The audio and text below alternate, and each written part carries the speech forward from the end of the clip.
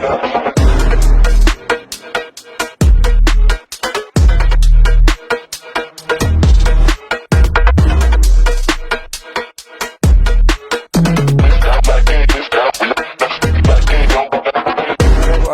প্রত্যাশা নিয়ে এবারে দোকানে অনেক রকমের মালামাল তুলেছিলাম, কিন্তু আজ 17 রোজা পার হয়ে যাওয়ার পরও বাজারে তেমন কাস্টমারের আনাগোনা নেই বললেই চলে। আমরা খুব হতাশ। এখন ভবিষ্যতে কি হবে জানি না।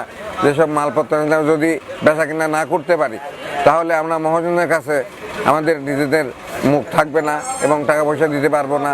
ধার দেনা করে আমরা মালপত্র তুলেছি, সেক্ষেত্রে আমরা খুব বিপদের সম্মুখীন বিপদে পড়ব। বিশেষ করে মানুষ, গ্রামগঞ্জের মানুষ হয়তো দ্রব্যমূল্যের ঊর্ধ্বগতির কারণে এই নিত্য প্রয়োজনীয় জিনিসপত্র কিনতেই হিমশিম খাচ্ছে। তারা আসলে কাপড় চোপড়ের দিকে এভাবে ঝুঁকছে না।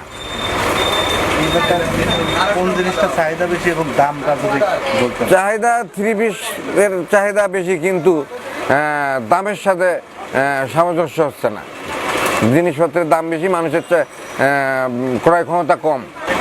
ব্যবসায়ীরা ব্যাপক ক্ষতির সম্মুখীন হবে। তাদের কর্মচারীর বেতন, তাদের দোকান চালানো, ভবিষ্যতে তারা এই ব্যবসা বন্ধ করে দিয়ে অন্য পেশায় চলে যাবে, অন্য কিছু করবে, হয়তো বিদেশ যাওয়ার চিন্তা ভাবনা করবে, না হলে অন্য কিছু করবে।